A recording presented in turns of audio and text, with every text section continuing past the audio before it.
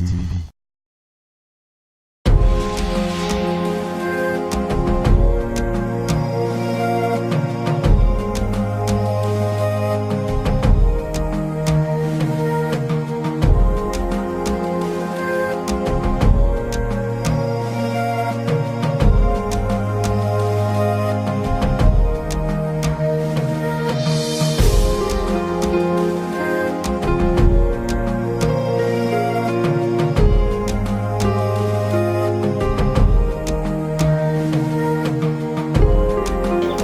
Hello viewers, welcome to IAMBEST TV, and this is Get Inspired with Shady Elisha. We will be talking about breaking limitations with the CEO OG9 Graphics, and we are currently at his residence, and he's going to be talking to us, and I know that it's going to be encouraging, so stay tuned. My name is Shady Elisha. God is in charge. Well, my name is Bashir Olamilekon from our local government of Kwara State. I'm a computer science student of Ahmadu Bello University, Zaria. I'm the last born of my family. I had 3 sisters. Yeah, they're all married, all doing, and I'm about to. Oh well, as for what I do, I'm a freelance graphic designer, a photographer, a brand strategist, and a computer programmer. As a freelance graphic designer, I decided to choose the career because I want to affect my world beyond my sight.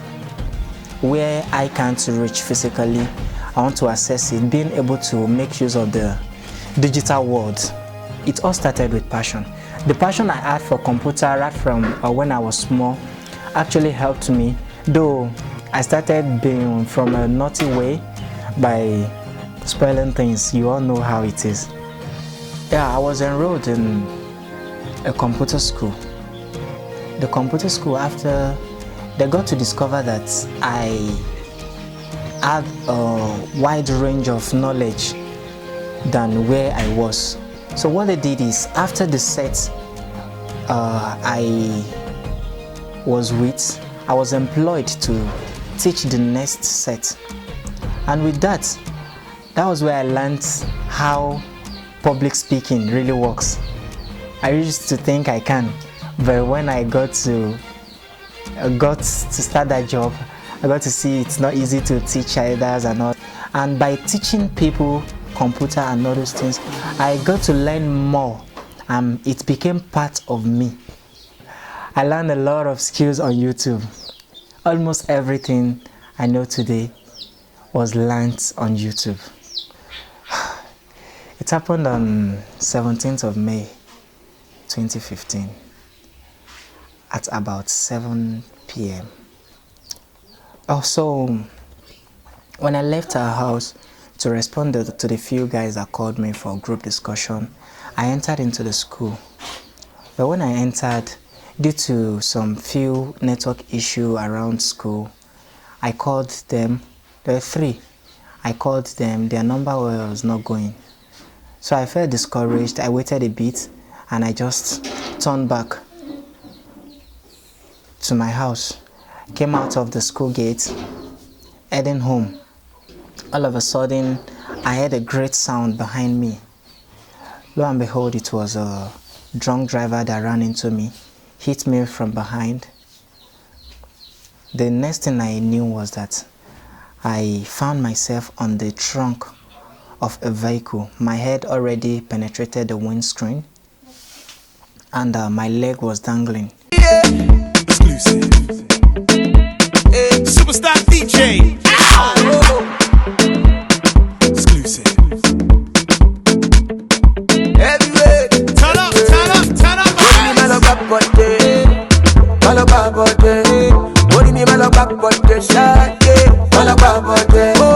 As I dey walk, make I dey chop. As I dey go, make I no fall.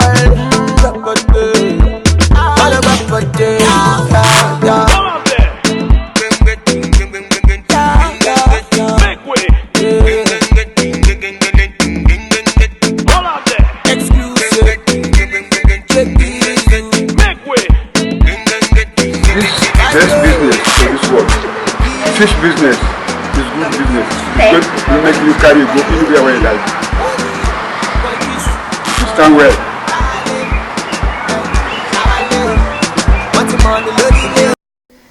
The car was still moving. I just heard myself saying, Jesus, Jesus, Jesus. So, after a few seconds, the car stopped and people came to my rescue.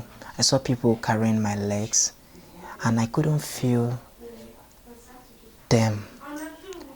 I was curious. So I had to ask that if my body was detached, but they told me my body wasn't detached. I was wondering why I couldn't feel it. That was it. After a while, I was dropped on the ground. The driver started arguing and all things like that. But on a long run, I was taken to the hospital. And that was just how it is. And I started treatment, everything. Before they discovered it was spinal cord injury at cervical level, everything. So that was what led to me being on a wheelchair today. Okay, yeah, if I have visited hospitals, countless. I started from ABU Teaching Hospital, from ABU Teaching Hospital to Specialist Gwagwalada. From there again, we're referred to Dala Orthopedic Hospital at Kano. After that, we're referred to Phasma Orthopedic Hospital at Airport Road, Kano. All these hospitals tried their best, but still had to refer us to other places. After that, I was referred to Phasma Orthopedic, I was referred to SFIA, which is Spine Fixed in Abuja. That was where the surgery was done later. At a point we were considering going to India, but the finance was high. 25 million was demanded for these days, and most of these hospitals we went to, the list of them collected 500,000, a million naira, and this. So the surgery was done, and after that rehabilitation begins immediately, where I had to do physiotherapy. During physiotherapy, I was also referred to several hospitals: National Hospital, King's Care Hospital in Abuja, Optima Hospital, Optima Health Center at Usetu, and lots of other hospitals. To date, yes, according to the doctors, they said if I could get the 25 million that was on demand earlier, that I will be taken to India for a stem cell surgery. That's after the main surgery that was done. And they said record has it that stem cell surgery gives 40 to 45% recovery in spinal cord injury, because it's an incomplete, not a complete spinal cord injury. So that is it. Well, it's sometimes a very painful thing. I don't like remembering it anyway. The driver never showed concern. About 8 million naira was spent for my treatment so far, but he never showed concern. At a point, people were saying a lot of things, we should take it to court, this, but forcefully they collected 100,000 naira from him when we're up on doing for some finances. And after that, that was all. He never even showed up. At a point, he was sued to court directly from the police station, because when the matter has been, the case has been in the police station ever since then, and he is after collecting his car back from the police station and from the police custody. So for that to be done, the police had to invite me over. What do we want this? So most people, at points like this, I don't have a say at a point. They said we should take it to court. They fired it to court. But on the long run, I saw how it was going. I had to just withdraw the case. And do you know how it feels sometimes to forgive people that are not even sorry? That was exactly how I feel. But I have to forgive him and let everything go. Forget about it. What if I was the one driving and had accidents on my own? That's what I've been asking myself, that okay, I can hold someone because there is someone to hold. What if I have nobody to hold responsible for this? So that's just the thing. Okay, talking about if most of the skills I acquired today were before the accident or after the accident. The truth of the matter is that most of these things, I started them before the accident, quite. But there was something about the accident which in one way or the other redefined the skill. And what is it? When I had accidents, earlier before I had accidents, I major on repairing phone and laptop. I never put more attention on the graphic and this. It's just like little attention was given to that. But when I found myself on wheelchair, I had to sit back and think of how to move on with my life, because I never believed in impossibility, and never did I believe in limitation. That's it. So what I came up with is, how can I do these things incorporated with, number one, my society. Nigeria is not a place that really encourages people with disability. Number two, my financial level. Number three, the environment I am and all those things. The stigma. How do I just cope with it? But I have to keep going. That's what I told myself.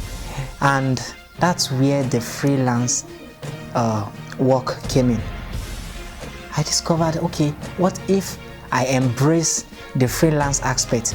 I can actually be in my room with the computer skills I have, make use of the social media and affect nations with it. And today most of my clients don't even know me. Only about 5% of my client knows I'm on wheelchair. They don't know. They know my brand without it, more than they even know my name. So that is it. Oh, talking about how self-pity doesn't put me down. Well, of a truth, a lot happened that should actually create that. But there's a way I interpret things, and things like this. I always tell myself, I am not disadvantaged. I am not limited. I can never be stopped. So, if at all I see myself being limited, I think that should be the reason for the self-pity, right? If I see myself being disadvantaged, that should be another reason for self-pity, isn't it? If I see myself maybe less privileged, then that should be another reason for self-pity. Sometimes when people just challenge me, sometimes people want to know the extent at which I mean most of these things I say during talk and discussion. Okay, there was a day we're having a discussion with some of my people. As we're discussing that day, I was telling them there's nothing they can do that I can't do. It's just the way we're gonna do it that will be different. They did not believe that. Before the accident, I drive. After the accident, someone told me I can't drive this. To prove that wrong anyway, I started driving with an umbrella. I drove a long distance with umbrella. I did everything that many people around me could not believe it. Before the accident, I was a drummer. I played drums. And after the accident, I still played drums, just with some manipulative way. I played drums And people still wonder, how is it possible, this. You motivate me a lot, this. I just tell them, I think the way they see this thing is the reason why they think there is a self-pity involved in it. That is it. Other people that, okay, that walks with their two legs now, there are points in time that they sit on chair too, and when we're seated together, we are more, there's no difference. It's only when we get to move, then my means of movement is different from your means of movement. But the truth is, we both move, isn't it? That is it. There was a day my blood asked me one question, and the question was, is it that you love this condition? I smiled. I never answered that, for peculiar reasons anyway.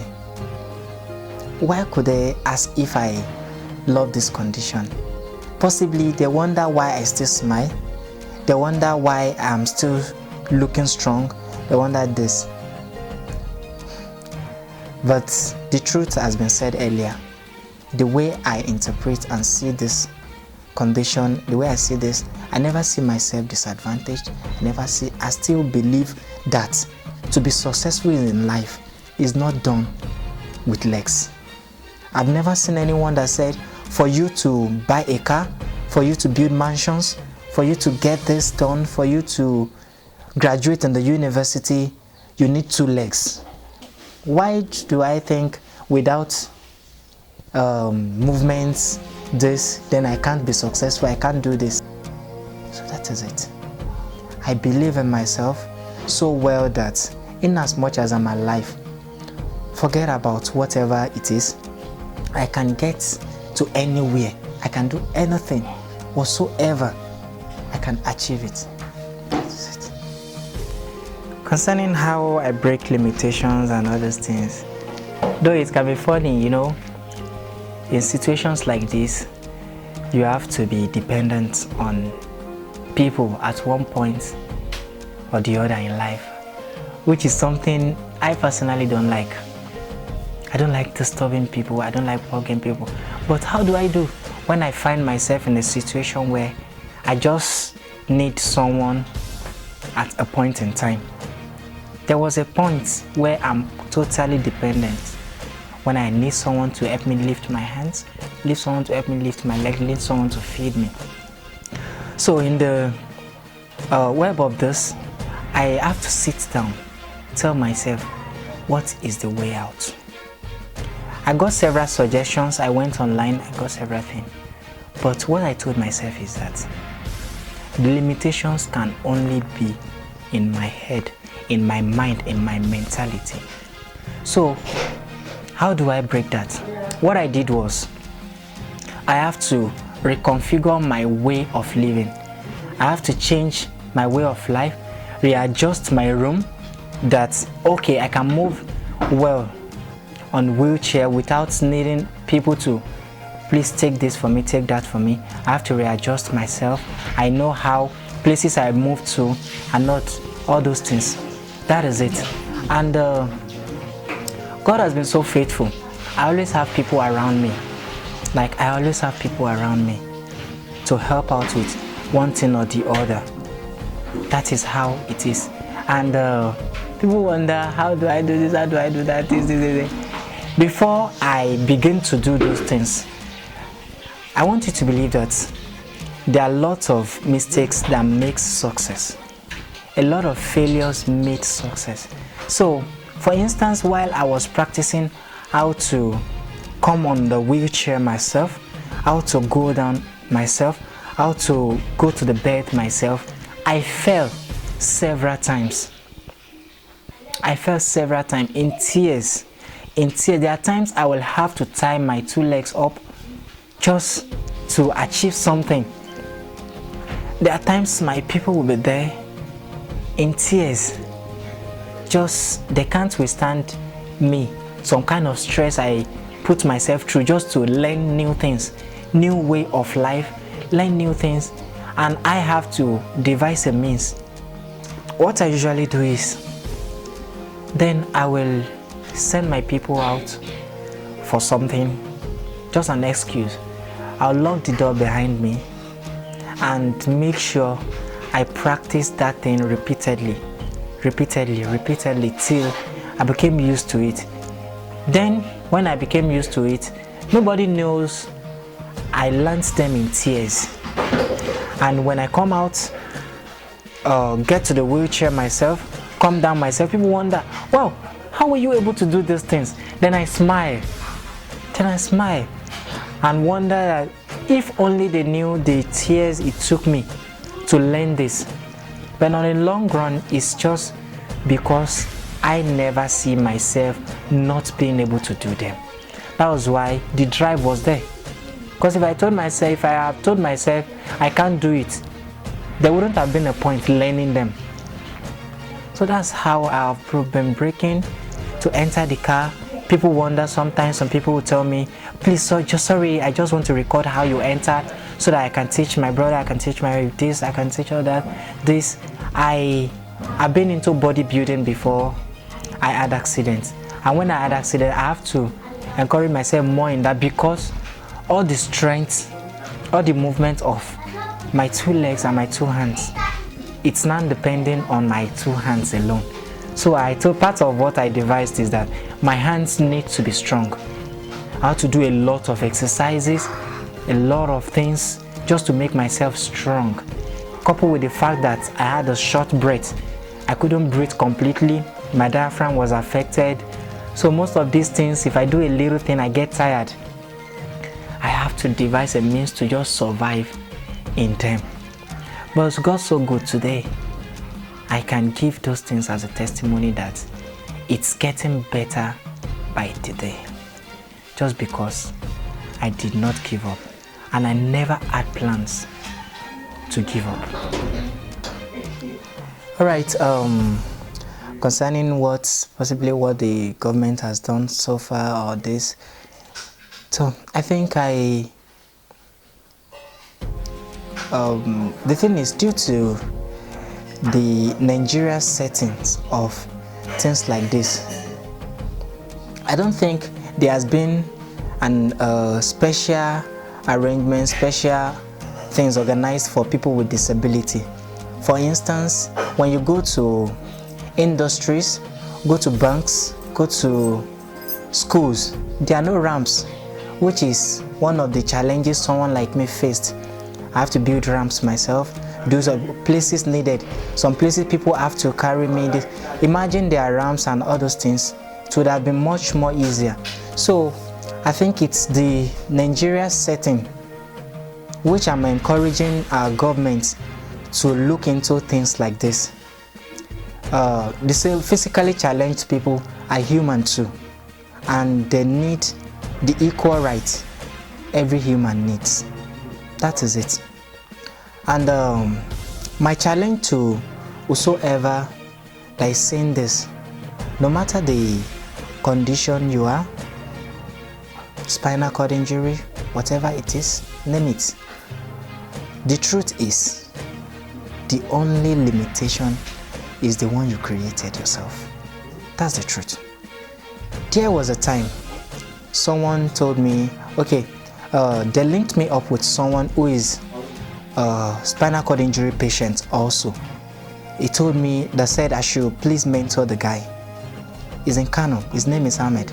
So they said he has been depressed due to the fact that he's there, and they see me moving on with my life, so they want me to relate this with him and please encourage him to just make a better use with his life.